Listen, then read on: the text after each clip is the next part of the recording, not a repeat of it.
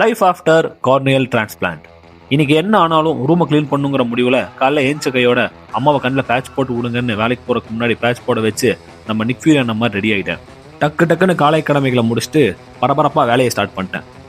சுமார் ஒரு 2 வருஷத்துக்கு முன்னாடி இதே மாதிரி ரூம் கிளீன் பண்ணுறேன்னு பாதுகாப்பெல்லாம் இறங்கி மூக்கில் டஸ்ட் ஏறி சளி பிடிச்சிச்சு. இந்த டைம் ரிஸ்கே எடுக்கக்கூடாது. உள்ளக்கார மங்கள் சிங் மாதிரி இருந்தாலும் பரவாயில்ல. ஐயோ,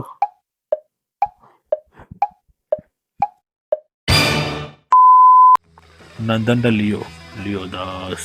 ஃபர்ஸ்ட் சீலிங்ல இருக்கிற சிலந்தி வலைகளை கிளீன் பண்ணலான்னு பாட்டை போட்டு விட்டு பெட்டை கவர் பண்ணிட்டு கிளீன் பண்ண ஆரம்பிச்சிட்டேன். அப்படியே சீலிங்ல இருந்து சீலிங் ஃபேன் போறப்போ மஜாவான பாட்டு வரவும் ஆட்டத்தை போடுமே ஆட ஆரம்பிச்சிட்டேன்.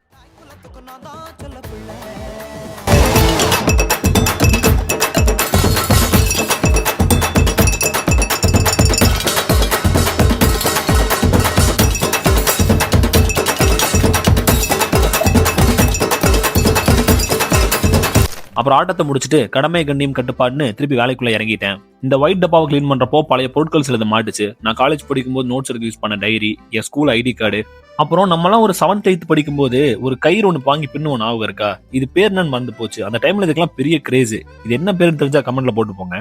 ஒரு பாயிண்ட்டுக்கு மேல கிளீன் பண்ண குறையாத குப்பையா உள்ள நிறைய வந்துட்டே இருந்துச்சா, இதுக்கு மேல கம்பெனி தாங்காதுன்னு அந்த வெள்ளை டப்பாவை அப்படியே வெளியே கொண்டு போய் டிஸ்போஸ் பண்ணிட்டேன். இந்த இடத்துல நமக்கு ஸ்பேஸும் கிடைச்ச மாதிரி ஆச்சு, இந்த டப்பாவையும் மொத்தமா கிளீன் பண்ண மாதிரியும் ஆச்சு. அப்படியே பாதி நாள் முடிய லஞ்ச் பிரேக் எடுத்துட்டேன். நானும் சீக்கிரமா லஞ்சை சாப்பிட்டு கொஞ்சம் கூட டைம் வேஸ்ட் பண்ணாம திருப்பி கோதால இறங்கிட்டேன். சந்திரமுகி பேலஸ், அருந்ததி பேலஸ்ல கூட இவ்வளவு குப்பை இருந்திருக்காது. இப்ப தெரியுதா நான் ஏன் இவ்வளவு பெரிய கெட்ட போட்டு வேலைய ஆரம்பிச்சேன்னு. அப்புறம் ஒரு இடம் விடாம அல்லு சில்லுன்னு எல்லா இடமும் கூட்டி மாப் போட்டு மொத்தத்தையும் வலிச்சு எடுத்துட்டேன். ஒரு குப்பை ரூமுக்குள்ளே இல்லை. வெற்றிகரமா ரூம் கிளீன் பண்ணியாச்சு. இதோ இந்த பெட்டு மட்டும் செட் பண்ணணும். அது சப்பா மேட்டர் சால்ட் வாட்டர் பண்ணிக்கலாம். அப்புறம் இந்த கபோர்டும் கிளீன் பண்ணணும். எப்படியும் இன்னைக்கு பண்ண முடியாது, இன்னொரு 4 நாள் பார்த்து பண்ணிக்கலாம். ஒரு ரூமுக்கே பெண்டு நிமிர்ந்துருச்சு. எப்படிமா எல்லா ரூமும் பண்றீங்க? சல்யூட் அம்மாவுக்கு சல்யூட். ஜோக்ஸ் அப்பார்ட், ஒரு ரூம் கிளீன் பண்றதுக்கே எனக்கு ஒரு நாள் ஃபுல்லா போயிடுச்சு இன்னைக்கு. எப்படிதான் அம்மா ஒர்க் போயிட்டு வந்துட்டு எல்லா ரூமும் கிளீன் பண்றாங்கன்னே தெரியல. பார்க்க சாதாரணமா இருந்தாலும் கொஞ்சம் சீரியஸான மேட்டரா தான் இருக்கு.